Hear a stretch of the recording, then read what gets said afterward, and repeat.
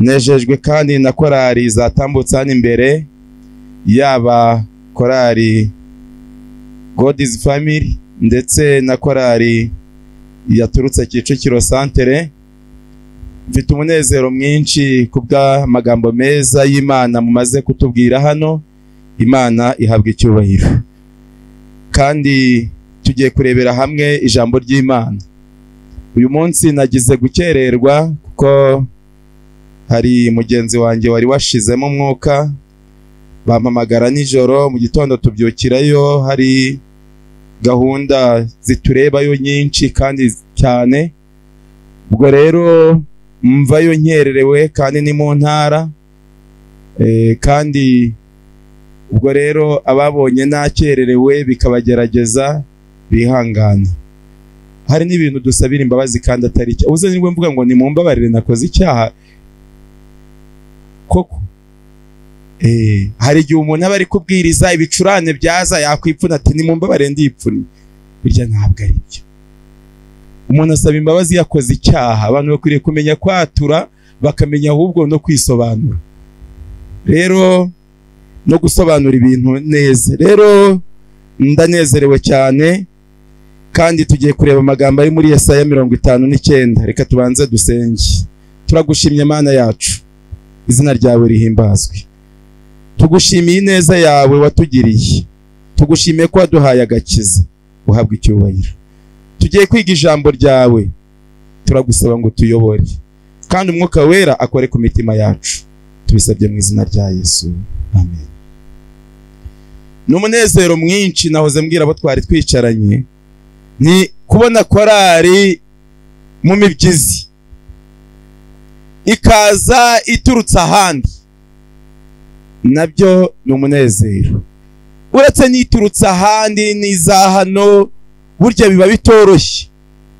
Rero iyo abantu kandi bakahagera ku gihe, baririmbye mwese mwanyuzaha, Imana ibaha imigisha.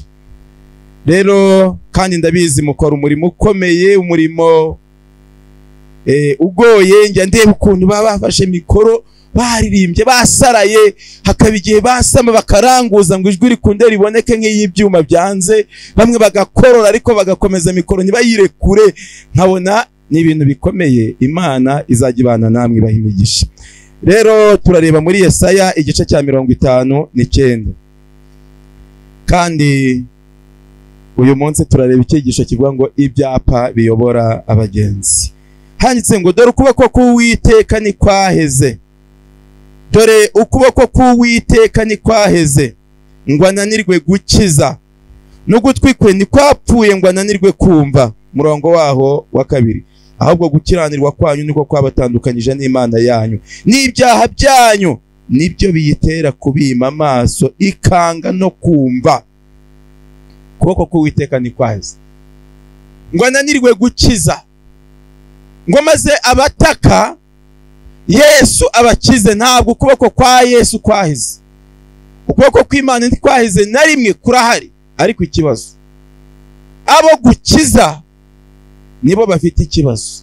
Niba ukuboko k'Uwiteka kutaraheze, ugutwi k'Uwiteka kukaba kutarapfuye, Uwiteka akaba ahari, ubwo ari ukizwa ari n'ukiza, ufite ikibazo ni uwuhe? Ufite ikibazo ni uwuhe? N'ukizwa. Hano hari ikintu dukwiriye kumenya, ngo ahubwo gukiranirwa kwacu niko kwadutandukanyije nayo. Ariko Bibiliya ikomeza ivuga ikintu gikomeye. Uyu munsi turasoma mu Kuva igice cya 20, maze tumenye ukuntu gukiranirwa kwacu kwadutandukanyije n'Imana yacu.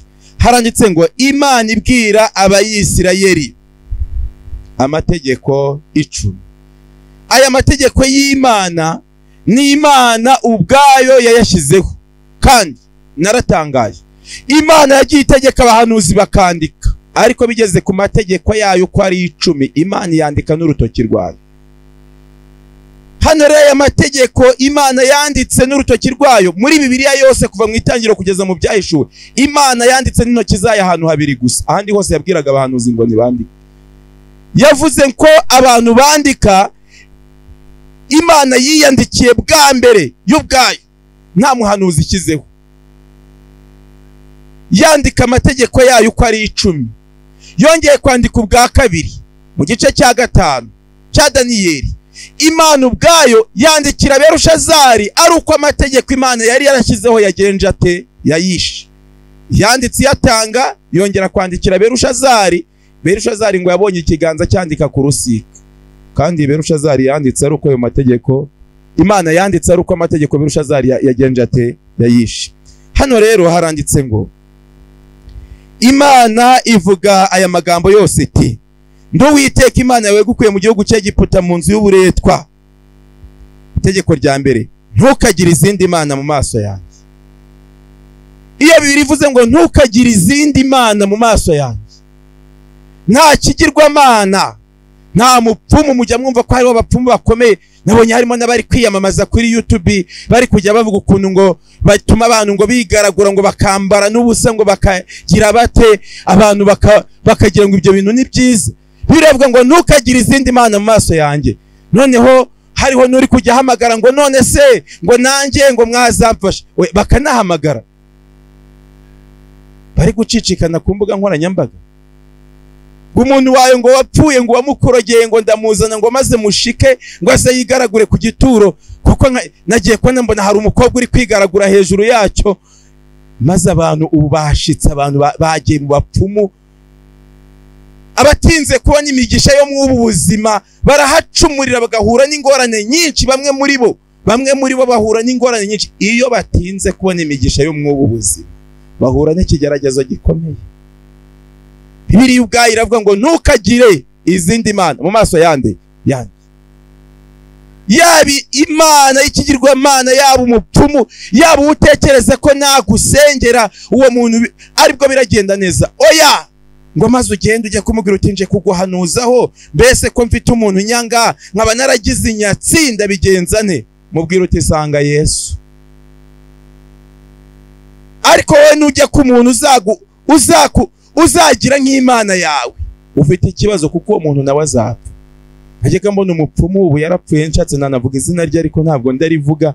Ariko najyaga mbona umupfumu nkabona abantu niho twajyaga dutangirira isabato haruguru yaho kera, tugatangirira isabato hano hepfo yaho hari umupfumu. Nkabona abantu baratonda umurongo bajya, nareba ukuntu ari umutindi, atagira ikote ryo kwambara rizima, atagira ipantaro nzima. Nareba akazu abamo gahora gacumbamo umwotsi kibwina kamwe kabi cyane, nkabona ni ibihembo Satani yamuhembye koko. Abani abantu bagiye ngo bahanurire babone ubukira nawe ari umutindi. Birakwiriye ko umuntu ufite imodoka y'ijipe cyangwa ufite n'abari bafite amavewiti n'abandi bafite izindi zikaze ntazi n'amoko yazo, baba mu nzu za kadasteri, ajya kwinjira mu kazu kibwina agiye kuraguza.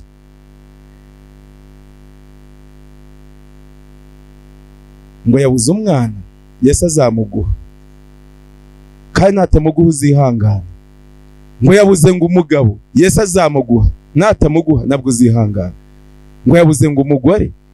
Ariko hano hari ikintu gikomeye, ntukagire izindi mana mu maso yanjye. Hano hari ikindi kintu gitangaje mu itegeko rya kabiri, ntukiremere igishushanyo kibajwe cyangwa igisa n'ishusho yose iri hejuru mu ijuru cyangwa hasi ku butaka cyangwa amazi yo hepfo y'ubutaka. Ntukabyikubita imbere, ntukabikorere, kuko Uwiteka Imana yawe ndi Imana ifuha. Imana ngo igenze ite?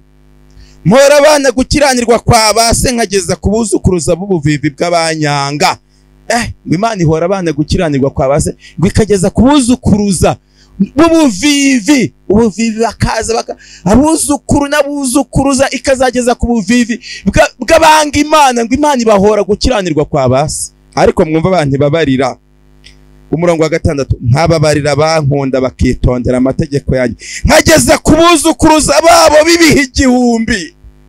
Abitondera amategeko y'Imana upfa kuba warayitondeye. Buryo ushaka kuyitondera ukabona abana bawe bari kugenda bagorama, ariko ukabona wowe ubana n'Imana. Ariko biravuga ngo nkababarira bankunda bakitondera amategeko yanjye nkageza ku buzukuruza babo bibiha 1000. Ashobora kutaryumva uyu munsi, ariko wamara gupfa cyangwa waragiye ahandi cyangwa we yaragiye ahandi akazaryumva, kandi n'abazamukomokaho kuzagereza ku buzukuruza bibiha 1000. Ukazasanga bose bakurikiye Imana. Muzasoma urubyaro rw'abakomotse kwa Aburahamu kugeza ubwo birivuga ngo sekuruza wabizera bose. Yesu ashimwe. Abakunda Imana bakitondera amategeko yayo ngo Imana igeza ku bantu bangana iki?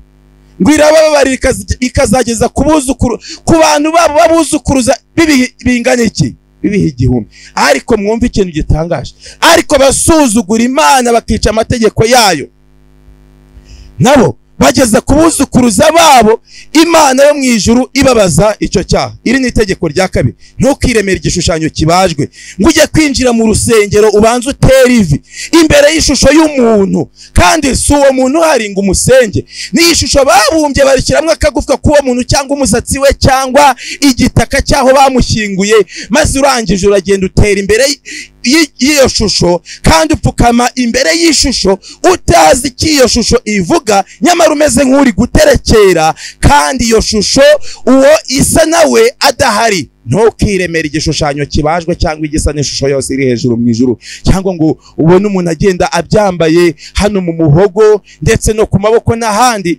Ntukiremere igishushanyo kibajwe. Iyo shusho isa n'ibiri hejuru mu ijuru, niyo yabisa n'ibiri hasi mu butaka, cyangwa igasa iyo bivuga ngo n'ibiri hejuru mu ijuru. Iyo shusho nubwo yabisa n'ibyo mu ijuru n'abamarayika n'Imana, iyo shusho ikabisa na Yesu, ikabisa n'abari hejuru mu ijuru. Iyo shusho ntukagende ngo yikubite imbere, kandi ngo no hasi ku butaka, nubwo waba uzi ko uwo muntu yashyinguwe ariko akaba yari umuntu w'Imana, iyo shusho ntukagende ngo yikubite imbere. Oya, Bibiliya irabisobanura neza. Ntukiremere igishushanyo kibajwe, cyangwa Bibiliya ivuga ngo cyangwa igisa n'ishusho yose iri hejuru hehe mu ijuru, ngo uyireme uvuga uti iyi ni Imana, ariko iriya we ni Yesu, abo bari hejuru mu ijuru, bati bariya ni abamarayika, ariko ngiye kugenda ngiye mbapfukama imbere. Oya, ntukiremere igishushanyo kibajwe cyangwa igisa n'ishusho yose iri hejuru hehe mu ijuru. Haleluya. Iri ni itegeko rya kabiri Imana yatanze. Itegeko rya gatatu, ntukavugira ubusa izina ry'Uwiteka Imana yawe, kuko Uwiteka atazamubara nk'utacumuye uvugira ubusa izina rye. Kuko avugira ubusa izina ry'Uwiteka Imana gusa, ngo bizatuma Uwiteka amubara nk'uwagenje ate, nk'uwacumuye. Kubera kuvugira izina ry'Uwiteka Imana ubusa, nko ujya kubona ukabona bari kugenda bamusubiza uti mbese amakuru yawe ugiye heza? No kubera Imana. None se ko wicaye? No kubera Imana. None se kuri kugenda wihuta cyane? No kubera Imana. None se akantu kose, kandi ugasanga abandi bari kurahira izina ry'Imana cyane, ikintu cyose kibaye barahira bagaca urutoki maze bakerekana bakarahira Imana. Bibiliya itegeko rya gatatu mu mategeko y'Imana uko ari 10 riravuga ngo ntukavugira ubusa izina ry'Uwiteka Imana yawe. Yesu ashimwe. Ntukavugira ubusa izina ryande ry'Uwiteka nde Imana yawe. Itegeko rya gatatu ritubuza kuvugira ubusa izina ry'Uwiteka Imana yawe. Umurongo waho wa 8, itegeko rya 4, wibuke kweza umunsi w'isabato. Itegeko rya 4 rivuga ngo wibuke kweza umunsi w'iki? Wibuke kweza umunsi w'iki yemwe? Wibuke kweza umunsi w'isabato. Ubyibuke. Nta nubwo itegeko ritangira rivuga ngo uragiye weza umunsi w'isabato, ahubwo itegeko ritangira rivuga ngo wibuke. Amategeko yose dusoma hano yatangiwe hano kuri uyu musozi wa Sinayi, ariko itegeko ry'isabato ntabwo ari ahangaha ryatangiwe, ahubwo hano ryaribukijwe. Itegeko rya 4 ryitwa isabato ryanditse mu mategeko y'Imana uko ari 10. Ni itegeko rirerire rifite imirongo myinshi, kandi itegeko rya 4 rivuga isabato rivuga ngo wibuke kweza umunsi w'isabato.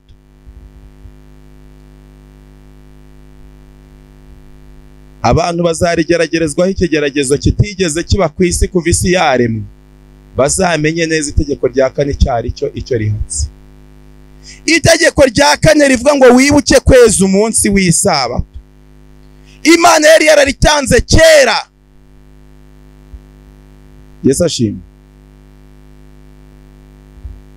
Imana imaze kurema Adamu na Eva, yahise ibaha isabato. Abayuda batarabaho, nta n'umuyuda n'umwe urabaho. Abayuda se kuvuga ngo ubwoko bw'Abayuda ngo n'ubwo Abayisirayeli babayeho ryari sejo bundi bakomotse kuri Yakobo, umwe yitwa Yuda undi akitwa Isirayeli. Nuko abo bana babakomokaho bigatuma bagira imiryango, ngo umuryango wa Yuda n'umuryango wa Isirayeli ikaba ari ibiri ariko ikomoka ku muntu umwe. Abo bari batarabaho, maze Imana itanga isabato iyihaye Adamu na Eva. Igihe rero abayisirayeli bo bari bari kuva mu Egiputa bamaze kwambuka, bageze hakurya y'inyanja, nibwo Imana yahise ibaha amategeko. Ariko bigeze ku rya kane ryo ntiyababwiye ngo mbahaye isabato, yarababwiye ngo wibuke kweza umunsi w'iki? Umunsi w'iki?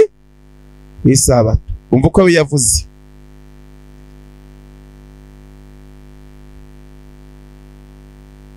Wibuke kweza umunsi w'isabato, mu minsi 6 ujye ukora, aba ari ukoramo imirimo yawe yose, ariko wa karindwi niwo sabato y'Uwiteka Imana yawe. Haranditse ngo niyo Abayuda, niyo Adamu na Eva, niyo sabato y'Uwiteka Imana yawe. Ntukagire umurimo wose ukoraho, wowe ubwawe cyangwa umuhungu wawe cyangwa umukobwa wawe cyangwa umugaragu wawe cyangwa umuja wawe cyangwa itungo ryawe cyangwa umunyamahanga wawe uri iwanyu. Uyu murongo ndagira ngo abantu bawumve.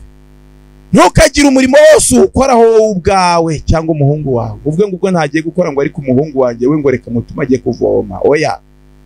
Cyangwa umugaragu wawe, babagaragu banyu bakora iminsi yose no kwisabato bakirirwa bakora, ugasanga no kwisabato abagaragu banyu baratetse n'abaje nkabagize nk'indogobe batagira umunsi wo kuruhuka. Imana izabibabaza. Cyangwa umugaragu wawe cyangwa umuja wawe, biravuga ngo cyangwa itungo ryawe. Icyo gihe hakoreshwaga indogobe. Ubu havugwa iyo bavuga itungo baba bavuga kuba hano ntazi hari, baba bavuga nk'ibindi bintu byanyu bikora byinjiza. Ntabwo kwiriye gufata imodoka yawe ngo uyihe kwirirwa iri kuzenguruka iri mu biraka kandi we waje gusenga. Ariko hano ngo haranditse ngo cyangwa itungo ryawe. Ikintu cyantangaje ngo iyi sabato yageraga, amatungo ubwayo abona isabato igiye gutangira, maze amatungo ubwayo akabyitegereza. Yarabirebaga amatungo. Bibiliya avuga ngo inka itazi ubwenge imenya shebuja. Siko ivuga? Si Bibiliya ibivuga? Amatungo ubwayo y'indogobe zahoraga zikoreye ndetse n'ibimasa byahingaga. Iyi sabato yabaga itangiye batazumvise indirimbo z'urufaya ziririmbwa, ayo matungo yarabimenyaga.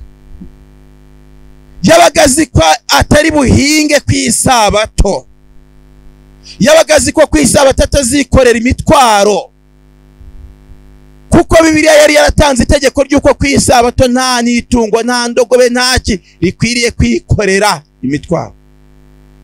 Kwisabato byagombaga kuruhuka bigatuza, nubwo ari amatungo, ariko Imana ihabwa icyubahiro. Yesu ashimwe. Maze ayo matungo akabimenya, kuko iminsi 6 ari Uwiteka yaremeye ijuru n'isi n'inyanja n'ibirimo byose, akaruhuka ku wa karindwi. Uwiteka nawe ngo yaruhutse ku wa kangahe? Ku wa karindwi. Nicyo cyatumye Uwiteka aho umugisha umunsi w'isabato akaweza. Aho umugisha umunsi w'isabato akagenza ati akaweza.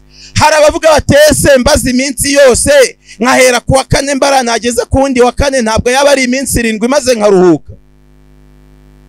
Merese ku wa kabiri mbara maze nkazabara iminsi 7 nkaruhuka. Oya, Bibiliya uwivuga no witwa isabato niyo yawurisi iryo zina, kandi Bibiliya ikavuga umunsi Imana yejeje, kandi Bibiliya ikavuga umunsi Imana yahaye iki? Umugisha. Ntabwo uvuga ngo uzafata umunsi wose, kuko uwo munsi n'uwufata ni wowe uzaba wejeje, ni nawe uzaba uhaye umugisha, ariko si Imana yawejeje cyangwa ngo uwuhe umugisha.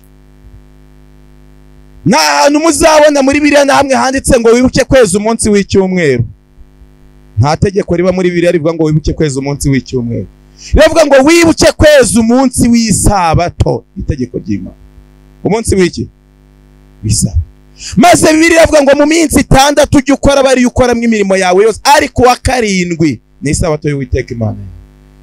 Nta nubwo Bibiliya ngo ni isabato yanyu. Bibiliya iravuga ngo ni isabato y'Uwiteka Imana. Umuntu akubwira ngo ya sabato y'abadive, uzamuhakanira uti ntabwo ari isabato y'abadive, uti ni isabato y'Imana. Abari kuzamubwira nakuvuga ngo ni y'Abayuda, uzamusomere Bibiliya uti oya, Bibiliya iravuga ngo ni isabato y'Uwiteka Imana yande ya Imana ubwayo niyo yabyivugiye. Maze hari ikintu gitangaje kuri uyu murongo. Iri ni itegeko rya 4. Maze itegeko rya 5, wubahe so na nyoko kugira ngo uramire mu gihugu Uwiteka Imana yawe iguha. Ibi byo narabibonye neza. Mperutse kuba ndi kuganira n'umuntu usobanurira isomo, ngiye kubona mbona ashyize agatoki hejuru arakajunguje ati nanjye sinzongera gusuzugura ababyeyi banjye. Iyo dusomira itegeko rivuga ngo wibuke, ngo itegeko rya 5 wubahe so na nyoko. So na nyoko buriya bafite agaciro kanini. Umubyeyi wemera akagutera uruhinja, akagupfuna ibimwira, akagukuramo imyenda wiyanduje wayinyayemo, akayihindura, akakwambika indi ntagire isesemi, akongera n'ibyo wariyeho. Narabyitegereje. Umwana ashobora kunena nyina, ariko nyina ntashobora kunena umwana. Ibyo nabibonye neza, nagiye mbyitegereza ahantu henshi. Niyo yarwara kamera nabi umwana ntabwo nyina munena. Oya, ngo hariho n'abakire benshi ngo batajya bazana ba nyina muri saro, ngo abakire baje bagenzi babo ngo bateranye, ngo maze ngo bakabanyuza mu gikari ngo batamenye ko ari bo bababyaye. Maze babakire ba rubanda batabyaye uwo mwana bakaza ko ari bo bicara muri za ntebe muri saro bakaganira, ngo uwo mukecuru adahari ngo batamenye yuko ari we wamubyaye, ari wowe watumye amera atyo. Hari n'igihe cyatumye amera gutyo n'intugu zikunama, ugasanga yarashaje, ari ukubera ibyo yagukoreraga ukiri muto ngo uzakunda umera uko umeze, wamara kubimera ntaze muri saro ngo yicare mu bakire yumve, ngo yumve uko kwicarana n'abakire bimera, maze akicara mu gikara abakire bicaye muri saro. Nta kintu yabyaye, yararumbije. Ibi ni ibintu bikwiriye gutekerezwa. Biravuga ngo wubahe so na nyoko, ukabaha icyubahiro. Niba waragize amahirwe ukaba bafite, ukabaha icyubahiro. Waba utabafite, abakureze kugira ngo ugere aho ugeze, ukabubaha nk'ababyeyi bawe. Yesu ashimwe. Haleluya. Ngiki kintu gikomeye. Iyo birivuga ngo wubahe so na nyoko, iranavuga ikira nasomye ariko mu Befeso igice cya, uzi ko nasomye mu Befeso nkomirwa. Mu Befeso haranditse ngo iryo ni ryo tegeko riri mwiki isezerano. Ye mwarakize koko ngo riri mwiki yemwe isezerano. Iryo ni ryo tegeko riba mu isezerano. Itegeko rivuga ngo wubahe so na nyoko. Impamvu nta n'ubwanditse ngo kugira ngo uzajye mu ijuru, baravuga ngo impamvu ngo no kugira ngo ugenze ute urame, hazagira ubikinisha abasuzugura azarona, azareba urupfu azapfa. Nagiye mbona abantu bagiye basuzugura base bagakubita ba nyina bakabatinyuka, ntabwo bisazira barakenyuka. Nimushaka mutangire mu bigenzura uyu munsi. Nubona ari igihararumbo wowe uzicecekere, wicecekere ujye umusengera, ariko nubona ari igihararumbo ananira nyina akananira se akabasuzugura, uzabyitegereza ntazarama, ntabwo azarama. Nagiye mbabona bamwe bihararumba maze isaka mwinginga, yamwinginga undi agatera hejuru akarushaho kurakara ngo amwereke ko ari inkazi. Nta minsi ashobora kumara. Bibiliya iravuga ngo wubahe so na nyoko. Barya bakobwa bataha 4 z'ijoro bambaye ubukweto buhagaze n'utugutiya tureshya n'irikote nambaye, bagasuzugura base, bagasuzugura ba nyina. N'abahungu bambara ipantaro zifite imifuka igera mu ntege, none ubu barabiretse ntabwo bacyambara zifite imifuka igera mu ntege ngo zigende zicundaga, basigaye bambara udupantaro bagize nk'umununi, tugaturuka hejuru tugenda tugundiriye, tukagenda tukaminuka hasi tugundiriye, maze batugeza hejuru y'inkweto bagasenga nka santimetero 20, maze ukabona si ikabutura si ipantaro, maze wajya kubona ukabona ari kujya agenda yidigadiza mu mavi kandi harahoze agenda neza. Yaritegereje abahungu ukabona kari kugenda kadigadiga, ukavuga ati mu mavi hari kudigadiga, kandi wareba hejuru ukabona arabyibuje, ukabona afite imbaraga, ariko ukabona mu mavi hari kugenda hadigadiga hasumbanya amaguru. Ubwo ngo hari abo yabonye yiganye ingendo, kandi iyo ngendo wenda kugira ngo abari kwigana bayigende bayikoreye bayizi igihe runaka, naho we yabyutse mu buriri maze abona abantu bari gutambuka, ariko burangenze kuriya sinaba ngenze nkabora, kandi ntibizahura, ntibishobora guhura, ntibibaho. itegeko riravuga ngo wubahe so nande, ngo wubahe nde nande. Bibiliya ntabwo ari njye uvuze ngo so na nyoko, Bibiliya niyigenje ite niyibivuze. Ubu muravuga ngo ko batari kuvuga ngo papa na mama, ndabizi urwo ni urundi rurimi, ariko Bibiliya irasobanura ngo wubahe so nande, so na nyoko. Hari ikintu gikomeye. Iryo tegeko riravuga ngo kugira ngo urame. Uburemere bw'aya mategeko ni 10 gusa, ariko uburemere bw'aya mategeko burakaze. Iyo Bibiliya ivuga ngo wubahe so na nyoko kugira ngo urame, uramire mu gihugu Uwiteka Imana yawe iguha, ni wubaha so na nyoko uzarama, naho uzajya hose uzarama, kandi iyi migisha izagukurikirana. Irya migisha ababyeyi bawe bagusabira batuzagirira imigisha kuri uyu n'uyu no kuri uyu n'uyu no kuri uyu n'uyu, bati mwana wanjye uzagira umugisha uzahaha uronke, kandi yenda ari akantu gatoya umukoreye ukamunezeza, ukabona umubyeyi aramwenyuye arishimye, ukabona. Reka mbabwire, bizatuma n'ababyeyi banyu bakizwa. Murabyemera?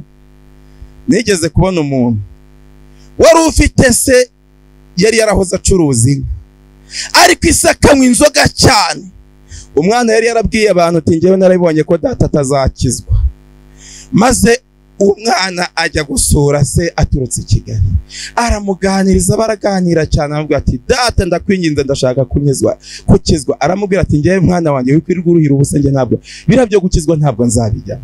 Ntese kubera icyo ati ngewe ubu namaze kujya mu madeni, ibi nibi. Maze umwana aragenda aho bari baragwatirije ishyamba, bari mu madeni, ishyamba bagiye kuritwara ararigwatura kandi araribaha, amafaranga arayishyura araribaha. Arangije atese hari undi muntu muri mu ideni, ati turi muri mwo, ati ndimo runaka na runaka na runaka. Maze umwana ati tugende bose banyereke. Bose aragenda arabishyura, amaze kubishyura ngo ageze kuwa nyuma, ngo ageze kwa nyuma amwitegereza, tumva nkubwiye ati none se, ati aya mafaranga muje kuyanyishyura, ati runati, ati aya mafaranga, ati nimuyihorere mwiyanyishyura.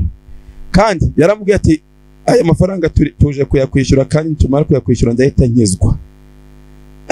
Urahita ukizwa? Ati nimuyihorere. Ngo niko yavuze. Noneho icyantangaje kuri abo bantu, uwo mwana yaritahiye ngo yigarukire i Kigali. Hashize iminsi mike asubirayo, ateranya abavandimwe be bose, yatwaye igikapu kirimo ibitabo by'umwuka w'ubuhanuzi, bose abavandimwe be n'abashatse n'abari kure n'abari he, maze baraza baraterana, arabaganiriza, baha ubuhamya bwe bwo kubana n'Imana. Arangije ati ndari hari impano nabageneye, buri wese aramuhereza. Maze igihe yamaraga kubahereza, arababwira ati nimugende mwige ijambo ry'Imana kandi Imana izabaha umugisha. Maze abaza se ati ariko data, ubu niwanyemerera ngo ukizwe? Ese aramubwira ati wikwirirwa uvunika mwana wanjye, noneho ndabatizwa. Ise uwo mwana mu mavuna yabereye hafi aho ngaho, yaje kuza mwayo materaniro, maze yiyegurira Imana, arihana, kandi yaje kwihana koko bikomeye. Nyuma yaho byo kubana n'Imana bikomeye cyane, agirana Imana n'umusabano mwinshi cyane. Ndagira ngo mbabwire ko iyo Bibiliya ivuga ngo wubahe so na nyoko, nubwo wabona ijambo ry'Imana batazaryemera, burya amaherezo baba bazageraho bakaryemera. Kandi iyo bubashye bagaca bugufi, baba bazaryubaha, kandi ijambo ry'Imana bakazarigenderamo neza, maze nawe ukazuzura umunezero mwinshi. Nshuti yanjye, hari ibintu bikwiriye gutekerezwa iyo dusomera isomo rivuga ngo wubahe so na nyoko kugira ngo uramire mu gihugu Uwiteka Imana yawe iguha. Igihe uzabubaha ukubaha so na nyoko, kuko ari ku itegeko rya 5 rivuga uzagira umugisha, uzagira amahoro, kandi irya migisha Imana yavuze izakuzaho, maze uzashimira Imana cyane. Ni itegeko rya 5 rivuga ngo wubahe so nande na nyoko. Buryo basuzuguye ugakora ibintu babyanga, ejo ugakora ibindi babyanga, ibyo bintu uzabikora ugire ngo birakuviramo ikintu cyiza, ariko ku musozo wabyo uzasanga warishutse. kuko wanyuranyije n'ibyo ababyeyi bawe bakubwira, igihe ibyo ababyeyi bawe bakubwira bitanyuranye n'ibyo ijambo ry'Imana rivuga. Kandi nabwo iyo ababyeyi bawe bari kukubwira ibintu binyuranye n'ibyo ijambo ry'Imana, bagashaka kukujyana mu nzira mbi z'ibyo batekereza, ababyeyi bawe ugomba kubahakanira, ariko ntabwo biguha kuzajya umera nk'ubigaragambyaho ngo ubereke yuko ubwo wanze bya bindi ukaba wibanira n'Imana yuko ntaho uhuriye nabo, ahubwo ugomba kugomeza ukaba umwana, ariko ukanga kugendera muri za nzira zabo mbi kugira ngo bazamenye inzira nziza y'Imana. Icyo gihe ni wowe ubabera umwigisha wabucece utuje, kandi amaherezo baba baziyegurira Imana. Rero iri somo riravuga ngo wubahe so nande kugira ngo ugenze ute, kugira ngo uramire mu gihugu Uwiteka Imana yawe igenze ite iguha. Kandi nukomeza kubasuzugura cyane ubababaza, hari igihe bazakubwira ijambo rikomeye biriti, mwana wanjye nawe uzabyara abana bakugire nk'uko ngira. Nzi uwo babibwiye, abana be bose koko bamugize nk'uko yagiraga nyina. Niko nabwiye umuntu ibi byo narabibonye neza, ibyo mvuze byose ni ibintu niboneye. Kandi ikintu cyanejeje, hari ikintu gikomeye, iri tegeko iyo rivuga ngo wubahe so na nyoko. Muzasoma ibyerekeye n'abahungu ba Eli. Bibiliya ivuga ngo abahungu ba Eli ngo bari iki? Ngo bari ibiki? Ariko se muzi gusoma? Ngo bari ibiki? Ngo bari ibigoryi. Nabyumvise muri kubivuga, Bibiliya ni kuvuga.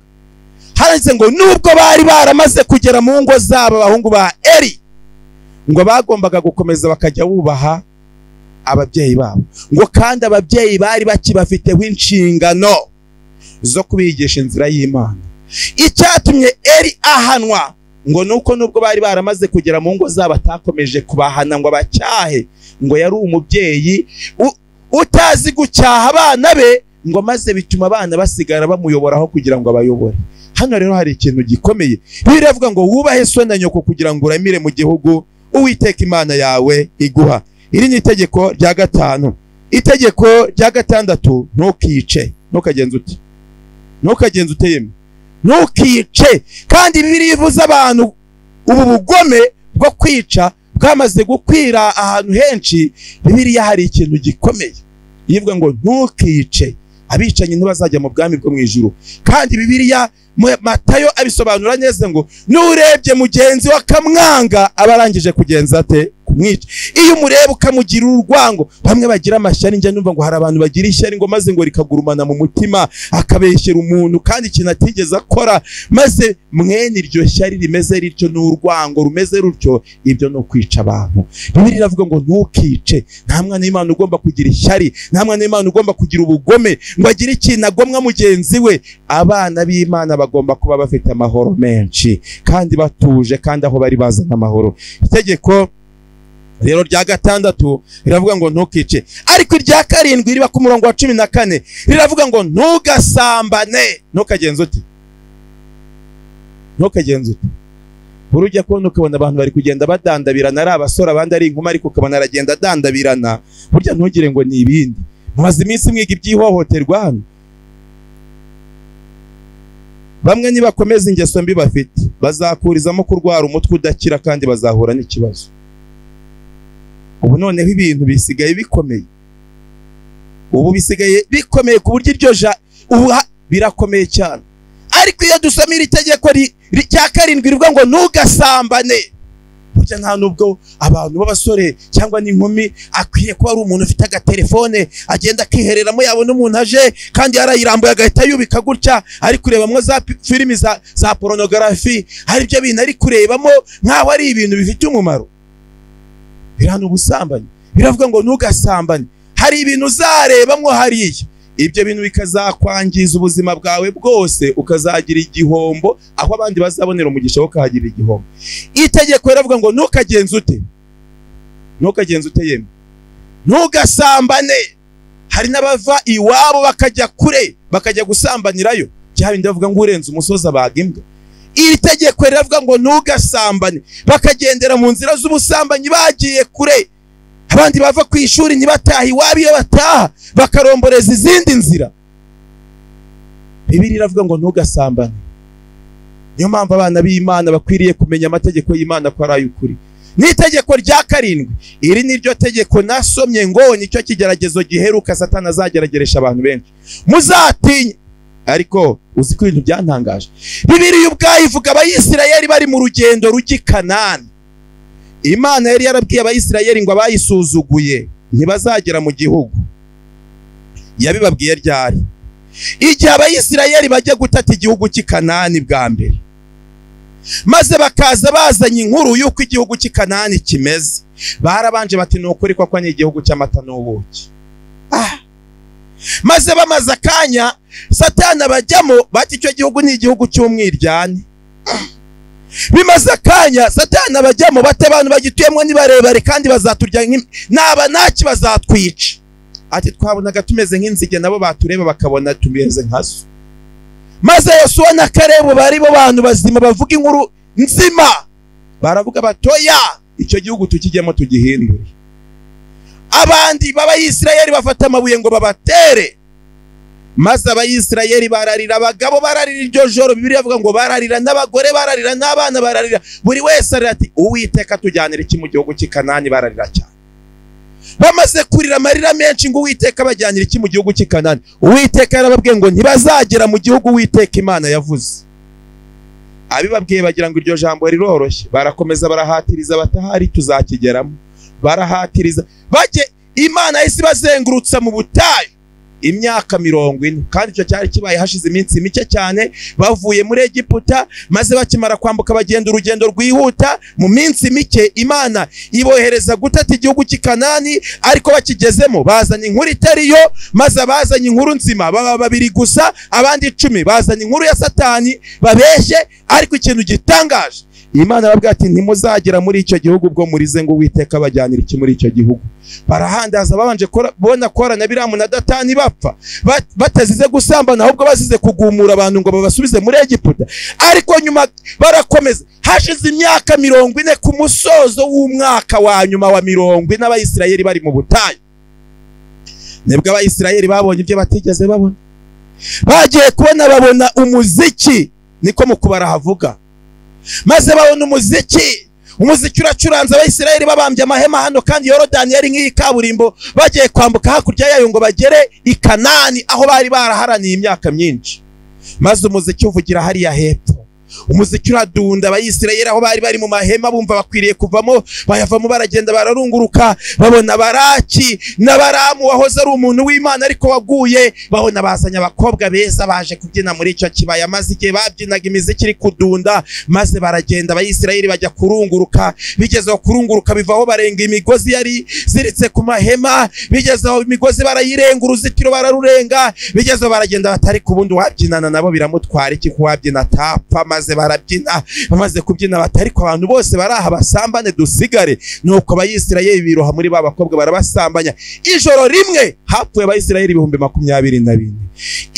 Ni nawo munsi icyo gihe Mose yahise aratangaza ngo abantu bavuye mu Egiputa bakaba bageze uyu munsi bakiriho nibazamura amaboko turebe. Abavuye mu Egiputa babazwe kuko bari babaza abantu bahereye kufite imyaka 20. Maze Abayisirayeli ategereza ko hari uzamura amaboko, agiye ko nabona Yosuwa, abona na Kalebu ari 2 gusa, abona nibo bazamuye amaboko. Abandi bose bamwe mu bari baragiye gutata cya gihugu bakazanye inkuru mbi, n'abandi bose bari barabyemeye, n'abarize ngo Uwiteka bajyanira iki muri icyo gihugu. Imirambo y'ibihumbi 24 imwe yari icuramye ireba ruguru, indi ireba epfo, indi itambitse, asanga ibihumbi 24 bamaze gupfa bazira icyaha cy'iki cyo gusambana. Impamvu mujya kubona mukabona imyenda muguriye abana banyu burakeye barayiciye, burya ntimuzagire ngo kuyica ngo nuko ari bwo baberewe, ahubwo nuko ari bwo amaguru yabo bayabona neza abahungu, sibyo?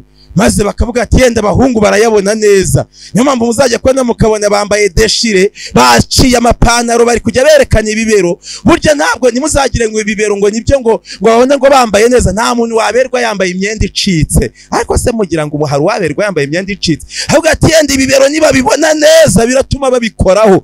Barya abahungu nabo mubona ipantaro zigenda zinagana, bafite ipantaro zifite imifuka igera mu ntege. Ahubwo ati yenda hari amaguru yacu nibabona ipantaro ziri kugenda zinaga batwigana barabona yuko twamaze kuba bo abantu bo hanze, turi abantu bapfa kugenda uko babonye, yenda n'abakobwa bameze nkatwe batwegere, ugasanga imitima yabo iragenda ikururana nk'uko umwana w'Imana yahuye na mugenzi we, urukundo rw'Imana rubakurura maze bagakurana bakaganira bagahana ubuhamya nk'ubwa mukristo na byiringiro. Niko n'abakozi ba shitani iyo bahuye nabo bakururana maze bakabona uko bakora amabi. Itegeko rya 7 riravuga ngo ntukagenze ute, ntugasamba, ntukagenze ute yemwe. Kandi nta muntu ujya wemera ko umwana wasambana, abyemera ari uko yatwaye inda cyangwa yarwaye uburwayi buva mu gusambana. Ariko nta mubyeyi unabimubwiye nubwo umwana we bataha mu gicuku avuga ati nagakungu kabandi basora ariko umwana wanjye nta geso mba afite, azemera ari uko abonye ingaruka zabyo. Nta mubyeyi upfa kwemera ko umwana wasambana. Itegeko rya 7 riravuga ngo ntukagenze ute, havuga ibintu 6 mu mwuka w'ubuhanuzi bizatuma abantu bajya mu busambanyi. Muzasome page 230 abakurambere n'abahanuzi 230, maze muzareba abo bantu icyo cyaha Satani bazagiteza. Ntabwo muzasanga ari urubyiruko, muzasome iyo page, si urubyiruko gusa muzasanga abantu azagiteza ari abantu bakaze mutanakekaga ko bazakora icyo cyaha. Iyo page mbabwiye muzayisome kuko mbisomye bwakwira cyane. Ariko itegeko rya 8 ntukibe, ntukagenze ute. Iyi iri tegeko rivuga ngo ntukibe, Imana yo mu ijuru itubabarira iki cyaha. Kuko iri tegeko rivuga ngo ntukibe, ibyanditswe bivuga yuko no kwaka inyungu zirenze urugero ari icyaha. Nari mpari ahantu hamwe abantu bacururiza, umuntu araza mpari agura ibintu by'ibihumbi 5,500, ahamagara kuri telefone numva ahagaze imbere yanjye aho ngaho ati bya bintu ndabibonye ariko ni ibihumbi 85,500. Kandi ungirire vuba kugira ngo ibyo bintu mbyohereze ku modoka. Nari mpari kandi we hamagaraga sinari muzi, nta nubwo nafite nimero ze, ariko yabikoze mpari kandi ibintu abiguze 5,500. Nari mpagaze, ntabwo ari ibintu nabwiwe. Amwohereza 85,500. Arangije agira gutya ati wabonye se, ati dore njya no kuncuruza, ndabibona neza. Ndamubwira ntuzarimbuka, ntabwo uzajya mu ijuru. Ntabwo bikwiriye kwaka inyungu zirenze urugero, ibyo ni ubujura. Maze ugafata ikintu cy'ibihumbi 5 ukakigurisha 85, utimutse nta rugendo wakoze, utavuga ngo wagihindura ikivana ibunaka ukijyana n'ibunaka, utakijyana ibunaka kandi kinyura muri izi nzira none cyazamutse. Ibyo ni ubujura, kandi abantu benshi babacuruza niko bamenya, ariko si bose. Iyo mubona umuntu witwa Yuda yazize ibintu byo kuriganya, Ananiya na Safira bakazira ikintu cyitwa ubutunzi, iyo mubona umuntu witwa Gihazi azira ikintu cyo kubeshya ku mafaranga, mutekereze abo bari abantu bakomeye. Kandi hari ikintu gitangaje, itegeko riravuga ngo ntukibe, maze kandi itegeko rya 9 ryo ntugashinje ibinyoma mugenzi wawe, ngo hagarara ubyemeze uti nibyo kandi atari. Ntukagenze ute, ntugashinje ibinyoma mugenzi wawe, ngo mugenzi wawe uhagarara ugira ibintu mushinze. N'umushinze ibinyoma bishobora kutakugaruka uyu mwaka cyangwa undi uzakurikiraho, ariko mu myaka izaza bikazahora bikurya mu mutima, uzi ko umuntu yarenganyijwe ababazwa kandi ari we wamushinjije ibinyoma umubeshya. Ibyo ndivuyeho nta byinshi ndarivuga. Itegeko rya 10 ntukifuza inzu ya mugenzi wawe, ngo nubona mugenzi wawe yubatse inzu iriho amabati atukura ngo ubura amahoro, ngo umugore ajya arara umugabo we mu matwi amubwira ati kwa runaka niba afite inzu itukura, ngo noneho ngo n'umugabo nawe ngo ajye yirirwa afite ishyari umutima uri kumurya ngo kwa runaka bafite inzu itukura cyangwa igerekeranye. Bibiliya ivuga ngo ntukifuze inzu ya mugenzi wawe. niba ufite ubushobozi uzagende wubake, ariko niba utabufite uzatuze ushimira Imana ukomeze. Hariho abantu bazajya mu ijuru bari abakene cyane, hari n'abazajya mu ijuru bari abakire cyane, bose bazaba mu ijuru rimwe kandi bose bazaba banyuzwe rwose. Kandi bose iyo bihanye bagira amahoro angana, ntabwo umwe agira amahoro menshi ngo udagira amahoro make, bose bagira amahoro menshi, bagira umunezero cyane kandi bakaba bashima Imana. Hari ikintu gikomeye iyo dusoma, ntukifuza inzu ya mugenzi wawe, ntukifuza umugore wa mugenzi wawe, ntukifuza umugore wanyu. Iri ryo riri kubwira abagabo kuri uyu murongo, ntukifuza umugore wa mugenzi wawe. Ako niba hari aho ndi busome ngo ntukifuza umugabo wa mugenzi wawe simbizi, ariko uyu murongo uravuga ngo ntukifuza umugore wa mugenzi wawe, ngo numubona ngo wumve ngo uwo mugore ngo yaba uwawe, ngo umwifuze ujye kumutereta kandi ufite uwawe mugore. Biravuga ngo ntukifuza umugore wa mugenzi wawe. Ariko hano hari ikintu gikomeye, cyangwa umugaragu we. Abagore ubona bari kujya kwifuza abakozi bahandi, ugasanga bagiye kubahinduranya barabajyanye, kandi yenda umuntu yamwikuriye ahantu amuzana amwigisha akantu kose, maze amaze kukamenya, maze umubonye kuko urwo rugo rurambyemo rumazemo imyaka 10, uti buri ubwo rumazemo imyaka 10 n'umwana mwiza wamujyana cyangwa mucururiza, atari ko buriya ugashaka kumuhemba ngo umushahara ukubye 2 cyangwa 3 ngo maze umujyane umwifuza. Biravuga ngo ntukifuze umuja wa mugenzi wawe cyangwa umugaragu wa mugenzi wawe. Murabyumvise iryo tegeko? Murabyumvise? Ntukagenze ute? Hano hari abo ryagonze, ubwo Imana ibahe kubabarirwa. Hano hari ikintu gikomeye, kandi cyangwa umuja we cyangwa inka ye cyangwa indogobe ye cyangwa ikindi kintu cyose cya mugenzi wawe. Yesu ashimwe. Cyangwa ikindi kintu cyose cyande, ngo nubona ikintu cya mugenzi wawe. Ubundi abantu bifuza ikintu kizaba babwira, mukamenya ko umuntu yifuza koko. Nuko uzajya kubona ukabona abantu, uzi ko hari ahantu ugera wajya kubona ukabona abantu bambaye imyenda isa ari nk'abantu 10, ukibaza tese ni korari. Wahagera ugasanga nta n'umwe uririmba muri korari. Burya aba yarabonye uwo muntu afite icyo kintu akarara adasinziriye, n'undi yakibona akarara adasinziriye, n'undi yakibona akarara adasinziriye, n'undi yakibona akarara adasinziriye. Nyamara burya nugura ibidasa nabyo bizakubera kandi ntacyo uzaba.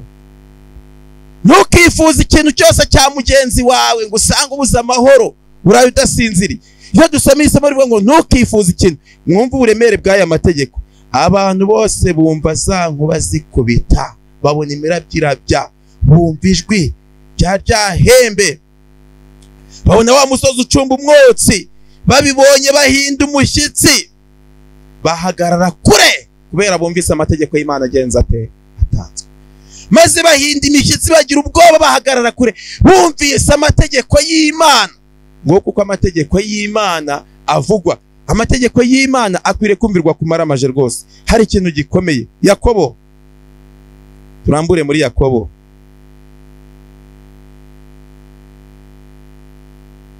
Yakobo igice cya 2.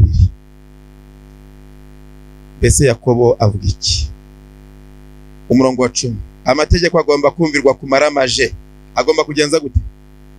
Amategeko agomba kumvirwa kumaramaje. Haranditse ngo umuntu wese witondera amategeko yose agasitara kuri rimwe aba yacumuye yose. Umuntu wese witondera amategeko y'Imana yose. Turasomye ngo angana iki? Musubiremo angana iki? Mwongera musubiremo rimwe angana iki? Yose. Abagenje ate? Ayacumuye yose. Umuntu wese wumvira amategeko y'Imana yose agasitara kuri rimwe abagenje ate? Abayacumuye angana iki? Yose. Ntabwo handitse ngo umuntu wese wumva amategeko y'Imana maze akica rimwe. Haranditse ngo nusitara kuri rimwe. Yesu ashimwe. Abagenje ate? Abayacumuye yose. Umuntu asitara kubera uburangare, ari kujya ahantu ntagenda areba yitegereza neza, maze akagenda amano akayakubita. Bagendeshaga ibirenge kera, mwebwe ntago mwigeze mubigendesha bo muri uyu mujyi, ariko bagendeshaga ibirenge kera twahoraga dusitara. Twebwe turi bakuru twahoraga dusita kubera kugendesha ibirenge none waje kubona ukabona urasitaye ugize ibisebe kumano, ariko wambaye inkweto niyo asitaye ntabwo amenya ko yasitaye. Niyo mpamvu Bibiliya ivuga ngo mukwete inkweto arizo butumwa bwiza bw'amahoro. Mwe mufite ubutumwa bwiza bw'amahoro kugira ngo byibura ubwo butumwa bugukavaringe bugufunike, kugira ngo nuba unasitaye buhomore, maze uhite uvuga uti mwami nasitaye ubonesha amategeko ariko sinzongera, maze we kuguma mu kwica amategeko y'Imana. Ariko isomo rero ngo usitara kuri rimwe. Ariko ndagira ngo mbabwire umuntu witwa Constantino w'umugome w'i Constantinople w'i Roma ikintu gitangaje. Constantino uyu ntabwo yigeze asitara kuri aya mategeko y'Imana, ahubwo Constantino yaragiye afata itegeko ry'Imana arikuramo, maze amaze kurikuramo araridaha, we ntiyarisitayeho, arikuramo, maze amaze kurikuramo arabihindura ashyiramo ikindi kintu Imana itashyizemo. Constantine w'i Constantinople muri 321 nibwo yafashe itegeko rivuga isabato ry'Imana maze arikuramo, maze ashyiraho gusenga ku cyumweru, ariko Imana ubwayo yandikishije ko abera b'Imana bose bagomba gusenga ku munsi w'isabato. Ariko Constantine ubwe niwe wahinduye amategeko y'Imana, maze Constantine ashyiraho gusenga ku cyumweru, ariko Imana atariyo yagenje ite yabishyizeho. Kandi ndagira ngo mbabwire ko abera b'Imana bagiye bakurikiza amategeko y'Imana barababajwe bikomeye. Kandi na n'uyu munsi abazakurikiza amategeko y'Imana uko ijambo ry'Imana rivugwa bazahura n'igihe kizabagwa nabi, ariko bazasoza neza imbere y'Imana. Reka mbasomere isomo risoza hano. Kuko wavuze ati ntugasambane, ni nawe wavuze ati ntukice. Nuko rero nudasambana ariko ukica ubu yacumuye yose. Umurongo wa 12, muvuge kandi mukore nk'abajya gucirwa urubanza n'amategeko atera umudendezo, kuko utagira imbabazi atazababarirwa mu rubanza, nyamara imbabazi ziruta urubanza zikarwishima hejuru. Muvuge kandi mukore nk'abajya gucirwa urubanza n'amategeko atera umudendezo. Amategeko ngo atera umudendezo. Yesu ashimwe. Turasomye ngo amategeko atera iki? Amategeko atera umudendezo. Abavutse bagasanga abantu basenga ku cyumweru ntibaza aho byaturutse, ariko ibyo byo gusenga ku cyumweru byaturutse kuri Constantino. Ariko mbere ya Constantino byari byarabanje kuzanwa na mutagatifu Silvestri wa mbere, ni nawe wa mbere wambaye ikamba ry'ubupapa. Maze mutagatifu Silvestri wa mbere muri 314 ashyizeho gusenga ku cyumweru, abantu barabyanga. Maze abantu babyanze asanga umwami w'abami Constantino, kuko Constantino yari umwami w'abami ari uyobora isi yose. Maze Constantino abitanga mu mategeko. Bisohotse mu mategeko abantu bariho bemera itegeko rya Constantino, kuko abami bari iyo baryanga ryashyizweho na Constantino bari gupfa, ntibari kubaho. Maze abantu Constantino yaritegetse batangira gusenga ku munsi w'icyumweru, ariko ntabwo ari Imana yabizanye. Abenshi rero twagiye tuvuka tubona ababyeyi basenga ku cyumweru, ariko Imana siyo yabishyizeho, ahubwo ni amategeko ya Constantino. Imana iduhe kumvira amategeko yayo, kuko amategeko yayo ariyo meza, kandi amategeko y'Imana ntarushya. Turasomye ngo aya mategeko atera iki? Umudendezo. Ntabwo aya mategeko ari ububata. Abenshi iyo bayumvise bagira ubwoba, batahari nituyakurikiza tuzaba imbata zayo, maze tuzabura umudendezo. Aya mategeko ntatera ububata, ahubwo aya mategeko turasomye ngo atera umudendezo. Bituma ugendera muri aya mategeko y'Imana agira umudendezo, kuko atari umusambanyi, ntarari rizaba mututumukamo, niritangira no gututumuka Yesu azaricubya, maze uwo muntu agume mu mudendezo. Kuko kandi uyu muntu atari umujura, Imana izamurinda ahorana umudendezo, agira amahoro menshi. Kandi uyu muntu azaba umujyanama wa benshi, kuko azaba afite Yesu mu mutima. Imana iduhe gukurikiza amategeko yayo, iduhe kwiyoboka, kuko aya mategeko aricyo kintu abantu bagiye kuzageragerezwaho. Umuntu wese yitoze kuyitondera. Mutangire isabato ku gihe, muyiruhuke ku gihe, mu gitondo muyijyemo ku gihe, kandi mwubahe Imana n'amategeko yayo yose mu izina rya Yesu. Imana ibahe umugisha. Keretse niba hari umuntu uvuga ati mwami, amategeko yawe najyaga nyasitaraho, ariko ndagusaba kutazongera kujya nyasitaraho. Ati njya ngerageza nkarwana urugamba rwo mu mutima, ariko nageraho nkajya kubona nkabona nayasitayeho, ariko ndakwinginze umubare kuyasitaraho. Ndetse hari n'igihe ntajya ntangira isabato nk'uko bikwiriye, hari n'igihe n'ayandi njya nyasitaraho, ariko nkakomeza nkagoragoza. None ndagusaba ngo unyiyambikire imbaraga ne kuzongera kujya nyasitara, kugira ngo ntayacumura yose, maze mbe mu buntu bwawe. Aho ari ugambirira atyo ahaguruke dusenge.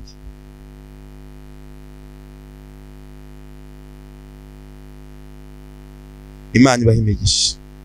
Mbese hari umuntu waba ari hano avuga ati mwami, muri aya mategeko mbonye harimo iryo nica, jewe nta nubwo ari ugusitara ahubwo ndayica, none ubwo hari iryo nica, uyu munsi nje gusaba Imana ngo ime kuyagenderamo, atambukeze hano ndi maze dusenge. Nabanguke, nabanguke, nabanguke ntatinde. Uyu munsi ntabwo turatinda.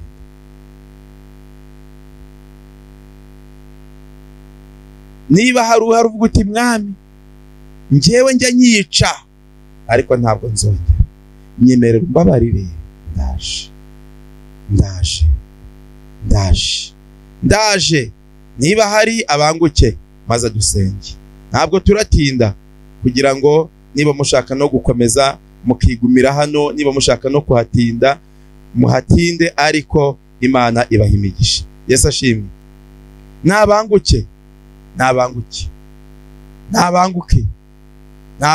ntabwo turatinda. Avuga ati mwami, njyewe yaba ari umushyitsi yaba ari usanzwe, ariko avuga ati njyewe mwami nabimenye aya mategeko yawe ndayica, ariko ndaje nje kukwiyegurira ngo nkuramye nguhimbaze. Tugiye kuba turi kuririmba indirimbo y'110. Wumva amagambo y'umukiza niyaguhesha ubugingo. Wa munyabyaha we, menya ko hahirwa bakomeza amategeko. Indirimbo y'110. Hahirwa bayakomeza yose, niba bahirwa barahirwa, hahirwa bayakomeza yose, barahirwa. Umurongo wa igice cya 2 mu gihe bari kwirambura. Kuyumva gusa nta kamaro, no kutugwabiza rwose. Kuyumva dutinya ntibyadukiza, hahirwa bayumvira yose. Iyo ndirimbo Imana ibahe imigisha. Amagambo y'umukiza niyaguhe ubugingo. Wa munyabyaha we, menya ko hahirwa bakomeza amategeko. Hahirwa bakomeza amategeko. Ngwino, hahirwa bayakomeza. Komezayo. Niba bahirwa barahirwa, kandi bazaguma bahirwe. Nta gisebo bazagira ko ari abasambanyi, nta gisebo bazagira ko ari abajura, nta gisebo bazagira ko babesherana, bazahirwa gusa. Ngwino, sana kamaro kutugwabiza rwose. Kuyumva dutinya ntibyadukiza, hahirwa bayumvira yose. Ntabwo handitse rimwe. Hahirwa bayumvira yose. Ngwino urahirwa, aho uri hose urahirwa. Niba barahirwa, mbega ukuntu bahirwa. Komezayo. Barahirwa.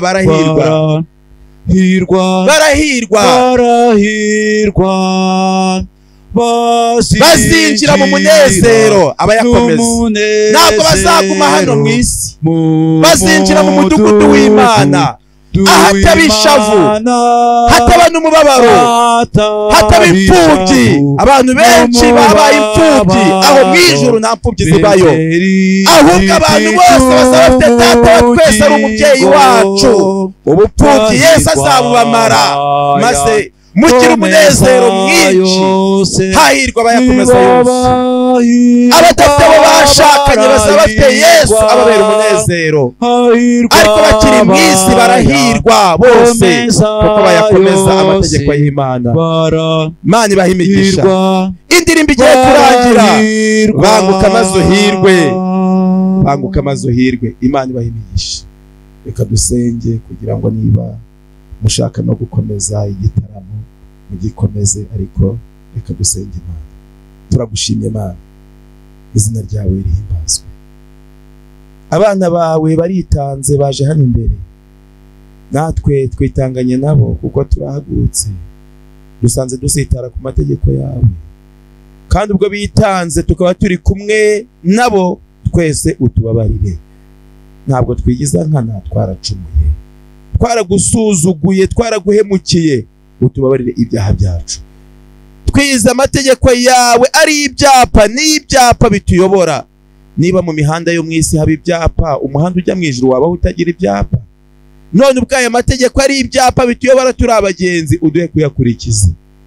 Umuntu aramutse anyuze mu muhanda umanuka, itegeko ari ukumanuka akawugendamo ikizamuka, abamanuka bamugonga.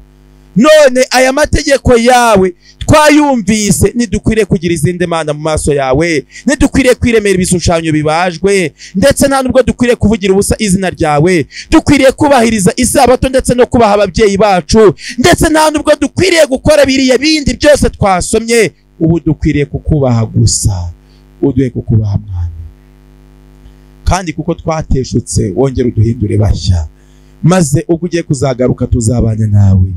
Kandi ubwo ku isabato dufite umubatizo, turagusaba ngo abazabatizwa bose uzababatirishe Mwuka Wera, nubwo bazajya mu mazi bazagira ikimenyetso cyuko babonanye nawe, maze uzabahe gutsinda icyaha by'iteka ryose. Twese uduhe Umwuka Wera, tubisabye mu izina rya Yesu, amen.